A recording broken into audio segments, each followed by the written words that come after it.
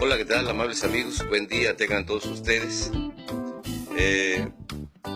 Para comentar con ustedes sobre un tema, mejor dicho, una pregunta capciosa que regularmente hacen las personas escépticas, personas que de alguna manera no creen en lo que dice la palabra de Dios y sin embargo se llaman cristianos y sin embargo se congregan en algún lugar, en alguna congregación, con alguna religión o secta. Y sin embargo, estas personas demuestran su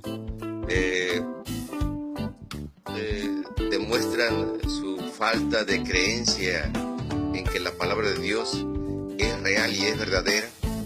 Y sin embargo, estas personas tratan de hacerse pasar como personas que son cristianas, que han creído en Jesucristo y que creen fielmente lo que dice la palabra de Dios. Y entonces lo expresan haciendo preguntas que ellos creen que nosotros no podemos contestarle porque la palabra de Dios no lo dice, y entonces empiezan a hacer preguntas capciosas, preguntas que no tienen la finalidad de aprender o de que con esa respuesta que se les dé puedan ellos aprender algo. Simple y sencillamente lo que quieren, diciéndolo de una manera respetuosa, lo que quieren es molestar, lo que quieren es joder.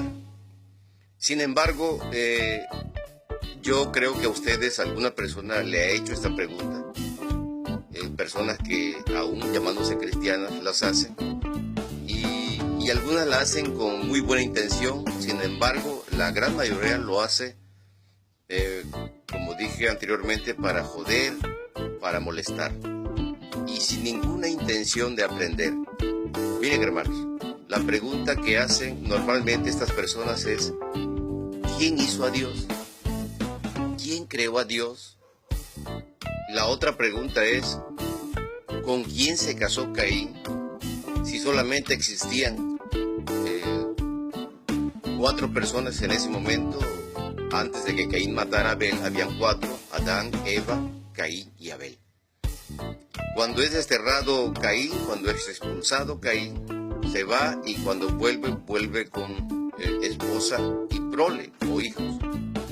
Hermanos míos, si nosotros estudiamos el Génesis, la Biblia en general, nos daremos cuenta de que Adán y Eva no solamente tuvieron a Caín y Abel, sino que ellos tuvieron más hijos. Si nosotros leemos el capítulo 5 de Génesis, nos dice que Adán vivió 930 años y que tuvo hijos e hijas.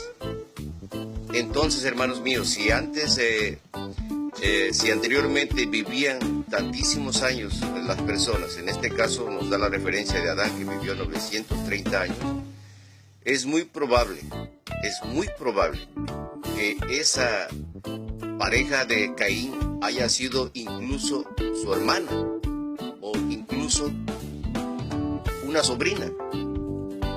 Diciéndolo de otra manera, alguna hija o nieta de Adán y Eva, que por supuesto eran o hermana o sobrina de Caín, porque en aquel tiempo no había más personas.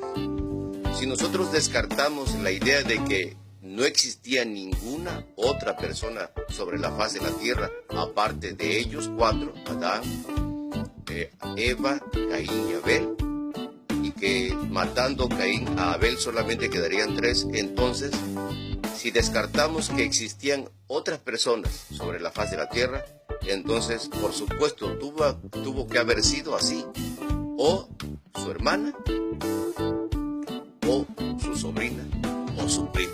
Recordemos que ellos vivían muchísimo tiempo. Nos da la referencia de Adán, que vivió 930 años. Por otra parte, la pregunta de ¿quién hizo a Dios? Algunos dicen ¿quién creó a Dios? Los escépticos, los que hacen preguntas capciosas, los que en realidad no quieren saber, los que en realidad no creen en lo que dice la palabra de Dios, los que en realidad solo quieren molestar, estar jodiendo pues a las personas que estudiamos la Biblia, hacen ese tipo de preguntas, pero no porque quieran saber. Sin embargo, tenemos que tener la suficiente habilidad e inteligencia para poder contestarles a estas personas. Una de las respuestas de los ateos es que quien inventó a Dios o quien creó a Dios fue el propio hombre, porque el propio hombre necesita creer en un ser supremo y entonces ese mismo hombre creó a Dios. Sin embargo, si nosotros creemos en Dios, si nosotros creemos que la Biblia es la palabra de Dios, entonces la palabra de Dios es concreta, es puntual, es clara y dice que Dios es eterno. De hecho, hermanos míos, en su raíz etimológica, la palabra Dios significa el que siempre ha existido.